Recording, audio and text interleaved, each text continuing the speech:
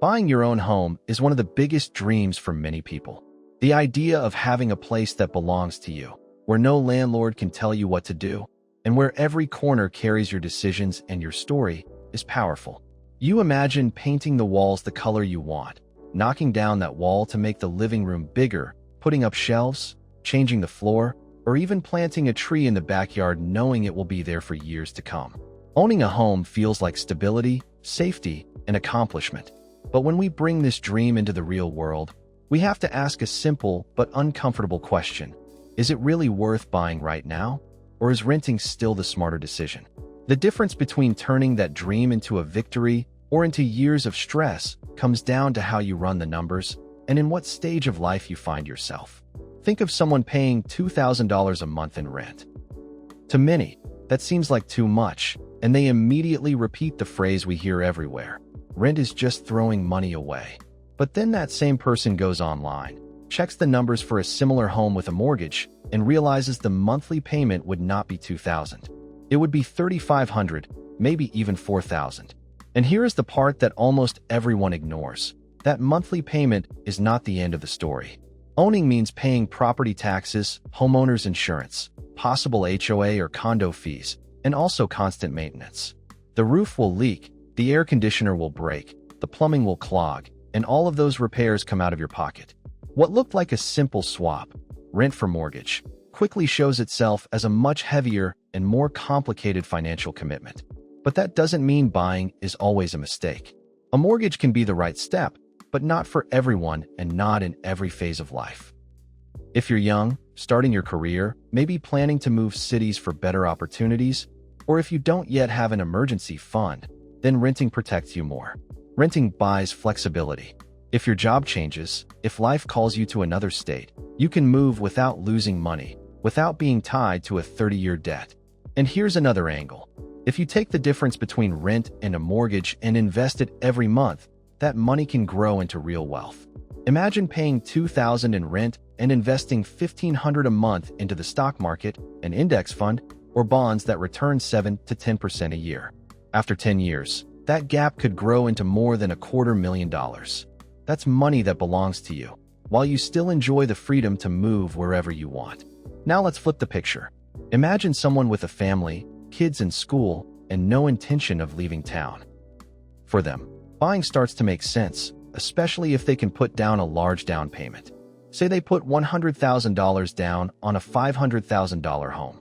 That bigger down payment lowers the loan, cuts the monthly bill, and reduces the total interest they'll pay. Every month, while part of their payment is interest, another part is principal. That means they're slowly building ownership. After 10 or 15 years, even though they spent a lot, they can look back and see something real, a house in their name, equity that belongs to them, and probably a property that increased in value. The relationship between rent and home prices also matters.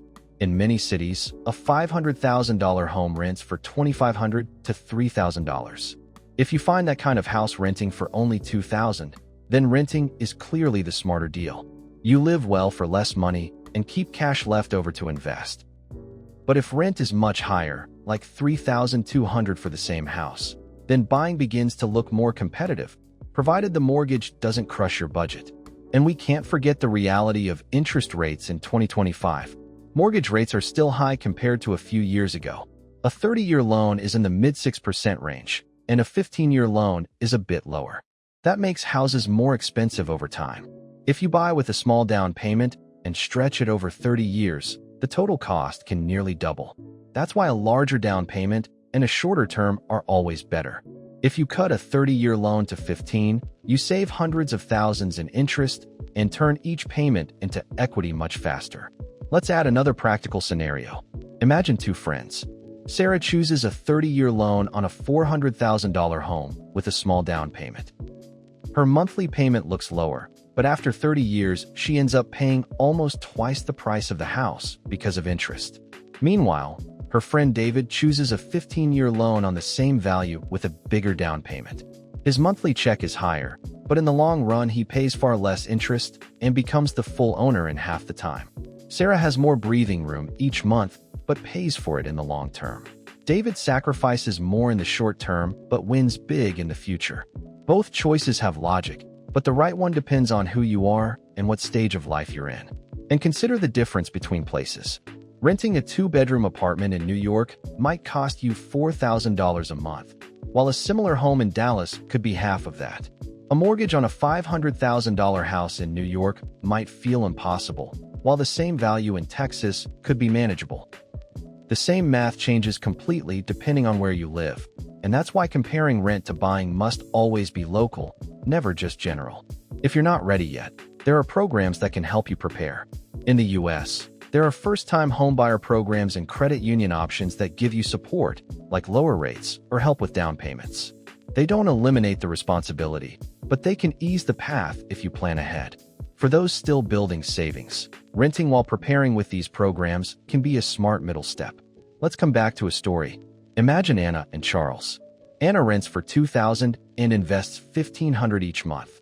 After 10 years, she has built over $250,000 in investments and still enjoys full freedom to move, change jobs, or buy a smaller place in cash. Charles, on the other hand, bought that $500,000 home with $100,000 down.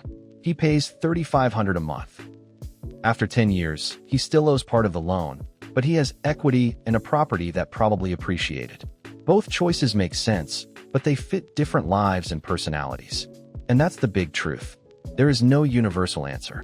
If you're young, don't have much saved, and need flexibility, renting is often the smartest move. It gives you time, freedom, and if you invest the difference, you'll still build wealth.